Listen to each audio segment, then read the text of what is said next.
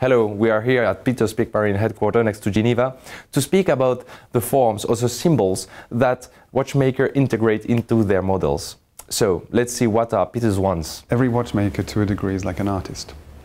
So whatever they produce, if it is something which is authentic to who they are, is going to be something which is unique to them. In my work, I've always been heavily influenced by classical watchmaking, because I fell in love with watchmaking when I was working in London, in Piccadilly. There's a number of reasons why my watches have the aesthetic that they do.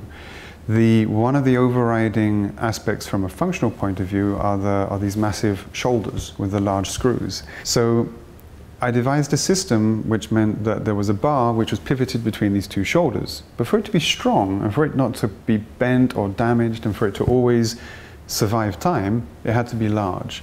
The center of the watch, this like drum effect, that was inspired by early marine chronometry. And when I started to design my own watches, and starting with the foundation watch, the emphasis was on the movement, and then the case was simply a means to clothe the movement, as with an early marine chronometer.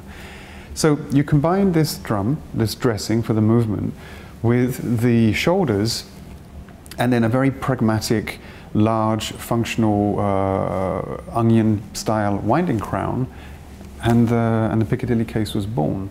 The topping tool, which I used to make my first watch, is kind of an epitome of what watchmaking is.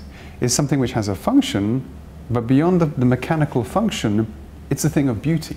I love the form because it was pulled. I just get pulled into the form. There's something organic about it. It's not rigid. It's not just purely functional, but it's something which has an aesthetic look to it. It is in every watch that I make today, and I will make in the future, and it is in 95% of everything that I've made up until now. The hands. The hands that you mentioned, we call them the foundation hands because they were originally developed in the pocket watch. But I didn't actually know what it was going to look like, literally until I finished. And when it came to the hands, because of the classicism of my influences, I had this idea of poker and Beetle hands, which really stemmed from watches back in the 18th century. And as I was retouching the hand, what started off as a spade then began to take the form of a heart.